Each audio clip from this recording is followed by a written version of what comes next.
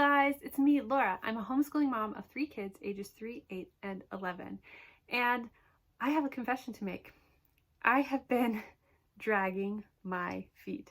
So there's a series that you guys have asked for, and it's one that I have been planning on doing, but I've been struggling. I have actually started this series multiple times, filmed it, trashed what I filmed, and start over again. And that is sharing with you the books on my bookshelf. So here's the thing. I have a lot of books on my bookshelf, and almost all of these books are books that are very intentionally placed here, or they're books that my kids really enjoy and would be very angry with me if I got rid of them. And I want to show them to you so that you guys can get ideas and inspiration if you're looking for books in your homeschool.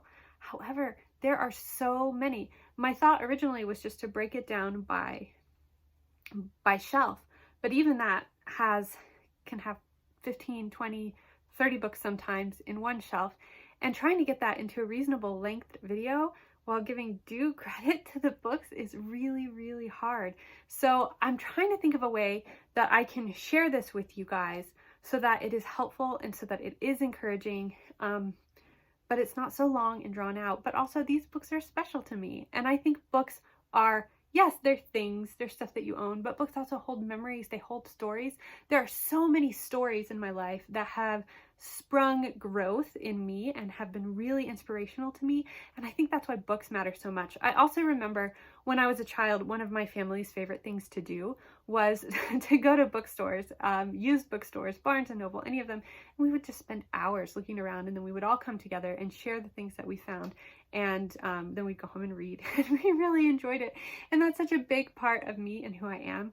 And I also feel like stories, whether they're in book form, whether they're in audio form, whether they're on the big screen, it doesn't matter the format, but stories can be powerful to help us understand things, to help us learn about ourselves, to help us learn about people, to encourage and inspire us, and even sometimes to warn us. They can be used for all different kinds of things, but they make you think, and they help us relate to things on a deeper level. Another example I have of this is The Lion, the Witch, and the Wardrobe. Many of you are familiar with that. I actually wasn't introduced to it in book format. I was introduced to it by the old, I think it's the 1970s, in the 70s, I think, maybe 80s, but I think 70s version cartoon of The Lion, the Witch, and the Wardrobe. And I remember watching that, and I remember seeing Aslan and seeing him go to the stone table, and I feel like I even tear up sometimes now thinking about it. But that was when I first began to truly understand the sacrifice that Jesus made for us on the cross. Then years later, when I saw the remake, the more modern remake, the live action film, it hit me even harder. And I think that is the power of stories. That is the power of books. This is why choosing good books is so important. So I really want to share that with you guys, but I want to do it in a way that is going to be meaningful. So I thought I would ask you guys a few questions before I totally dive in on this series. I know this is a completely weird video. This is not a normal video of what I would make. So if this is the first video of mine that you're seeing, just know that this is not normal. I just have really been wrestling with this, and I want to make sure that whatever I present to you guys is helpful, is useful. I don't just want to sit down and fly through it. I want it to be something that's useful and helpful to you. I do plan to include links for any of the books that I can. Some of these books are really old, and I don't know if they're available anymore. But I want to know what kind of format is going to be best for you guys. Do you just want me to pull out the books and show them to you and flip through like this and kind of talk to you about what's inside each one and why we like it?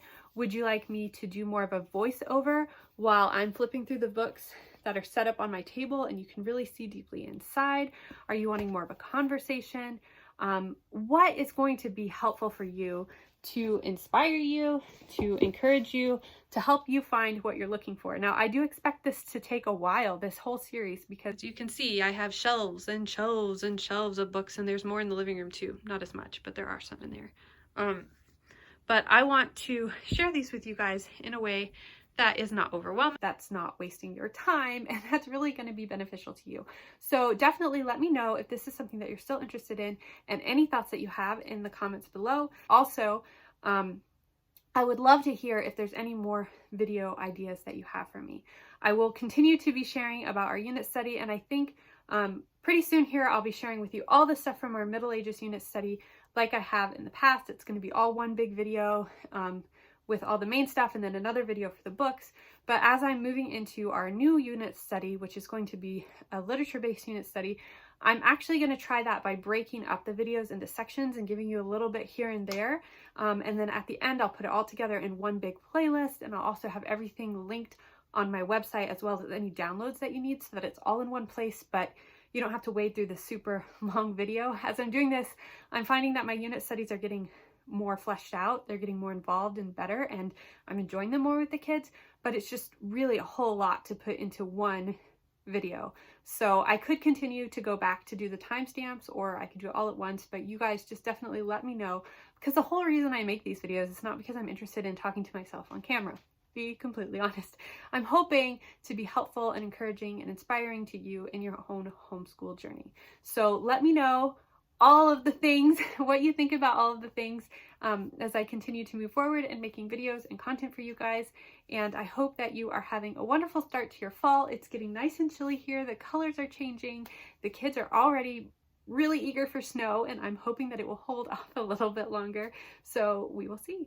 But I can't wait to hear from you. And yeah, be sure to look for the upcoming videos on our Middle Ages unit study.